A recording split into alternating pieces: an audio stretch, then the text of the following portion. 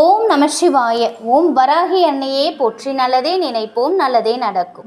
இன்னைக்கு நம்ம பார்க்க போகிற பதிவு சொந்த வீடு அமையக்கூடிய ஒரு எளிமையான தாந்திரீக பரிகாரத்தை தான் பார்க்க போகிறோம். சொந்த வீட்டில் வாழணுங்கிறது ஒவ்வொருத்தரோட கனவு.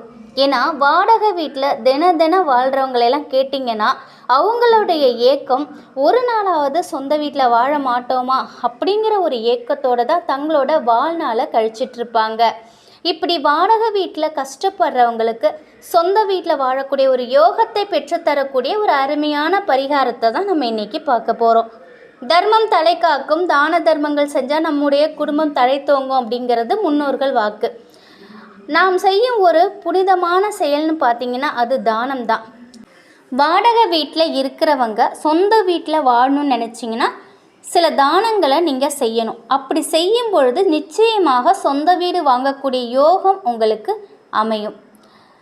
இந்த பரிகாரத்தை அமாவாசை இல்லைன்னா பௌர்ணமி திதி இதில் ரெண்டில் எதுலையாவது ஒரு நாள் நீங்கள் செய்யுங்க. இந்த திதி இருக்கும் நாளில் மதியம் 12 மணிக்குள்ளே நீங்கள் இந்த தாந்திரிக பரிகாரத்தை செய்யணும். அதுக்கு மேலே செய்யக்கூடாது. அதனால் மதியம் 12 மணிக்குள்ளே நீங்கள் இதை செய்யணும். இந்த தானத்தை கொடுக்க உங்களோட கூட பிறந்தவங்க இல்லைன்னா உங்கள் சொந்தக்காரவங்க யாரை வேணாலும் நீங்கள் பக்கத்தில் உள்ளவங்கள தேர்ந்தெடுத்துக்கோங்க. அவங்க சொந்த வீட்டில் இருக்கிறவங்களா இருக்கணும்.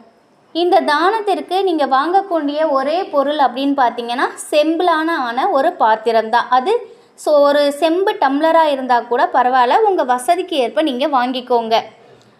இது நீங்கள் இப்போது டம்ளர் வாங்கியிருக்கீங்க அப்படின்னா அது முழுவதும் நீங்கள் பச்சரிசியை நிரப்பிக்கணும். இல்லை ஒரு கிண்ணம் வாங்கியிருக்கீங்கன்னா அது முழுவதும் பச்சரிசியை நிரப்பிக்கோங்க. இந்த பச்சரிசியை நீங்கள் நிரப்புனீங்க இல்லையா, அதை அப்படியே பூஜை அறையில் வச்சுட்டு ஒரு விளக்கேற்றி உங்களுடைய குல தெய்வத்தை நல்லா வேண்டிக்கோங்க. உங்கள் குல தெய்வத்தையும் இஷ்ட தெய்வத்தையும் 11 ரூபா எடுத்து காசு முடிஞ்சு வச்சுடுங்க.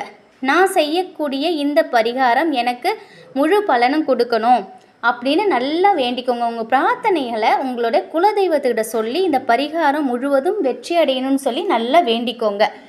வேண்டிட்டதுக்கப்புறம் உங்களோட சொந்தக்காரவங்க இல்லை உறவுக்காரவங்க உங்கள் கூட பிறந்தவங்க யாராக இருந்தாலும் வராங்க பார்த்தீங்களா, அவங்கள்ட்ட இந்த ஒரு டம்ளர் அரிசியை நீங்கள் கொடுத்துடுங்க. இது நீங்கள் பரிகாரத்துக்காக கொடுக்குறீங்கிறத அவங்கள்ட்ட காட்டிக்கக்கூடாது. நீங்கள் வேறு ஏதாவது ஒரு விஷயத்துக்காக கொடுக்குறேன் அப்படின்னு சொல்லி நீங்கள் கொடுத்து சமாளிச்சுக்கோங்க. இப்போ உங்கள் கையால் இந்த தானத்தை வாங்குறாங்க பார்த்தீங்களா, அவங்களுக்கு எந்தவித கஷ்டமும் வராது. அவங்க கண்டிப்பாக அவங்களோட பொருளாதார நிலை உயரும். இந்த பரிகாரம் இதுக்காக தான் நம்ம செய்கிறோம். அவங்களுடைய வாழ்க்கையும் நல்லாயிருக்கும், உங்களுடைய வாழ்க்கையும் நல்லாயிருக்கும், உங்களுடைய பொருளாதார நிலையும் நல்லா உயரும். வாடகை வீட்டில் இருந்துக்கிட்டு கஷ்டப்படக்கூடியவங்களுக்கு சொந்த வீடு கட்டுறதுக்கான முயற்சிகள் நிச்சயமாக நீங்கள் என்ன முயற்சி செஞ்சாலும் அதில் முழு பலனும் கிடைக்கும். இந்த ஒரு பரிகாரத்தை நீங்கள் செஞ்சு பாருங்கள், நிச்சயமாக நல்ல பலன் கிடைக்கும். முதல்ல நம்ம எந்த பரிகாரம் செஞ்சாலும் அதை முழு மனதோடு நம்ம செய்யணும். செய்யறதுக்கு முன்னாடி உங்களோட குல தெய்வத்துக்கிட்ட வேண்டிக்கிட்டு நீங்கள் 11 ரூபா எடுத்து வச்சுட்டு நீங்கள் எந்த பரிகாரம் செஞ்சாலும் அதில் உங்களுக்கு முழுவதும் வெற்றி கிடைக்கும். முழு மனதோட இந்த ஒரு விஷயத்தை நீங்கள் செஞ்சு பாருங்கள், நிச்சயமாக பலன் கிடைக்கும். வெகு விரைவிலேயே நீங்கள் சொந்த வீடு கட்டக்கூடிய ஒரு யோகத்தை இந்த தானம் உங்களுக்கு கண்டிப்பாக பெற்றுத்தரும். முழு மனதோடு செய்யுங்க, முழு பலனும் கிடைக்கும். இந்த தகவல் நிச்சயம் உங்களுக்கு பயனுள்ளதாக இருக்கும் அப்படின்னு நம்புகிறேன்.